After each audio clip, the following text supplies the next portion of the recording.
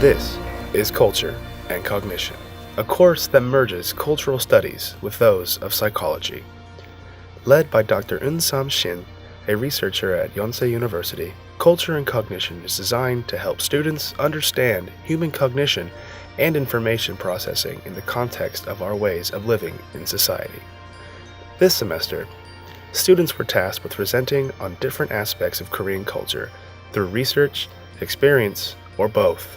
These are their stories.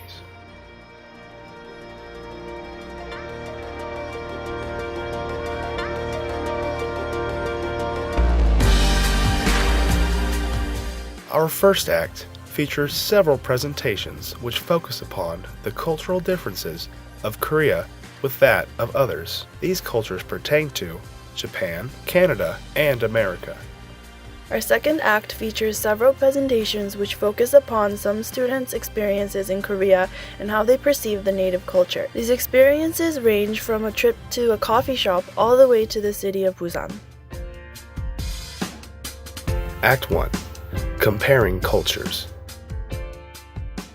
Our first story comes as a comparison of two longtime neighbors, Korea and Japan.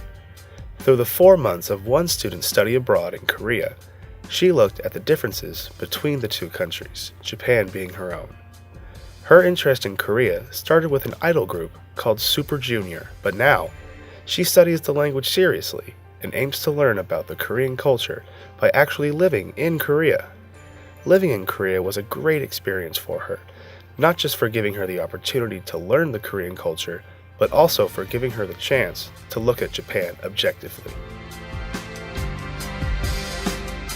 Next, we have a story about two students growing up in France and moving to Canada for university.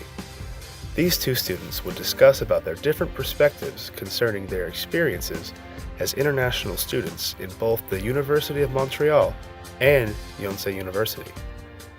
The two point out several key experiences that help to differentiate between the two university cultures, including their experience of culture shock, their points of view of Yonsei University's campus, teachers, and classes, the language barrier between Korean and French Quebecois, their different lifestyles at both universities as time plays a strong factor here as an exchange student, the cost of living in terms of food, activities, and transportation, the differences in attitude of Koreans and Canadians, and last but not least, food.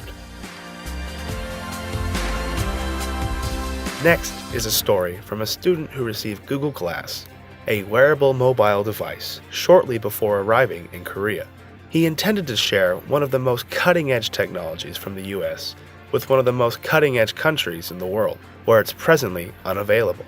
While reaction from most Koreans was muted at best, the wearable technology would make obvious its value in truly capturing his perspective of studying in a land worlds apart from his own. With goals to aspire, educate, and explore, he made a short video captured completely on Google Glass, showcasing his journey from Seattle to Seoul.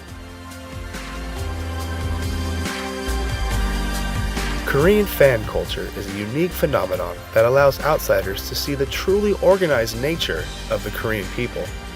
Comparing fan culture of Korea to places like the United States, our next story illustrates how Korea displays a more unified approach when it comes to supporting favorite sporting teams or music artists by learning and performing choreographed cheers or creating impressive images with lights in a dark concert hall. Koreans seem to spend a great deal of time to make an audience more united for events. Thanks to the influence of Korean idols and sports stars as they become more well-known globally, the habits of the Korean fan culture are also becoming more widespread. Next is the story of one student's 6-year dancing experience come to Korea. One of the many reasons she chose to study abroad in Korea is for the prominent hip-hop dance scene in the country. She wanted a place where she could experience new adventures while also continuing to dance. Korea specializes in old-school styles, such as popping, locking, whacking, and especially breakdancing. In fact, South Korea's breakdancing scene is the biggest in the world. What she learned while taking dance classes at hip-hop studios in Seoul is that dance is universal. That while she may not understand Korean very well, she's still able to learn and create friendships through dance. Halloween is a time for fun and scares. Luckily, studying abroad in South Korea only enhanced one student's experience and perception of Halloween. His foreign and Korean friends both celebrated Korean Halloween and considered it a blast, getting to see how much of an impact American culture had on the world, as well as learning to appreciate the experience through an international lens. Korean Halloween has started very recently, becoming celebrated through foreigners and the media. Korean Halloween has been celebrated largely in Itaewon, but has grown into Hongdae as well. Just like contemporary Halloween in America, Koreans take dressing up in costumes very seriously. Even halfway around the world, this student's Halloween experience was everything he would expect from Halloween in the US. Being the type of student who prefers to study in warm coffee shops compared to cold libraries, our next story comes from a student who was overjoyed to find an abundance of cafes once she arrived in Seoul. Everything from the coffee itself to the ambiance of the cozy knit cafes fascinated her, especially in Seoul, where the bountiful amounts of coffee shops in college districts easily depict the variety in the different types of cafe. In Hongdae alone, you can see the range from a Hello Kitty cafe, where the themes revolve around the character itself, to a guitar cafe, where they allow you to play their instruments provided by the cafe, with a purchase of some sort, of course. Throughout this project, she got to discover the major differences between local coffee shops back in San Francisco compared to the ones she would find in Seoul. Our final comparison of cultures is a look into the smaller differences between Korea and one student's home country, the US. Illustrating the smaller aspects and mannerisms of Korean and American culture, while also exploring their implications, this student aimed to highlight the often missed. While there are clear differences from culture to culture, there are also smaller things like gestures, nuance, and eccentricities that are incorporated into each culture, respectively. Act 2. Korean Cultures. Our first look into Korean culture was made possible by UCEAP, which allows many Californian students to study abroad at Yonsei University. UCEAP provided these students with several opportunities to overcome their homesicknesses by planning several events that allowed each of them to bond with other students as well as immerse themselves in the Korean culture. These photos show a glimpse of the many experiences the students had at Yonsei, the people they've met, and the memories that will remain with them forever. The next student, also from California, is a UC Irvine student that was fascinated by the high population density of Seoul. She documented her findings, and these are a few of her conclusions. She noticed the large amount of people during rush hour in the subway station, weekend afternoons in the market, and theme parks. Despite all the busybodies, there were also places where people can slow down, relax, and find quiet with little or no cost. We get to see Seoul host a variety of festivals celebrating the gathering of large crowds. A bicycle can be inexpensively rented at the Han River. Also, fountains in the summertime attract families and the young-spirited. Altogether, Seoul is a city that is built for crowds and noise, but also for individuals to unwind at a quiet cafe. Traveling south, we see another student exploring her interests in the Korean arts. Covering her personal experience as a film student in her trip to Busan, the second largest city in South Korea, she attends the annual Busan International Film Festival. Though she knew that BIF was indeed a huge event, she was unaware that it is based in such a large city. With pictures to prove, the film student demonstrates her first impression of BIF in her discovery of Busan's food, people, environment, and transportation.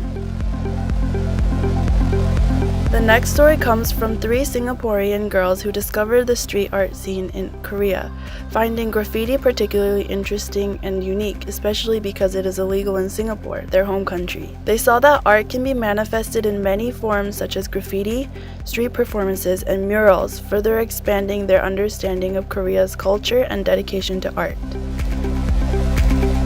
Next, we see another perspective from Singapore where 3 students take a look at a popular Korean food, kimbap, made with steamed white rice called pap and various other ingredients rolled in sheets of dried seaweed called kim. They were surprised to find the many different varieties of kimbap. These include samgak kimbap, which is in a triangular shape, and chungmu kimbap, which consists of only rice. Kimbap is rich in carbohydrates, convenient and cheap to eat, and is available almost everywhere. It is also simple to make, and many Koreans have grown up eating it. This story comes from 3 students who chose to talk about the Korean alcoholic beverage, soju. They felt that soju was a very important aspect of Korean culture and deserved a presentation. Soju has a long history in Korea that dates back to 400 AD, where early Koreans fermented a combination of rice and other ingredients into a beverage. This was the early ancestor of modern soju. Today, soju has many social standards that revolve around it and is even featured in Korean popular culture. The final student from the University of Washington in Seattle is a Korean American who has previous experience with visiting Korea.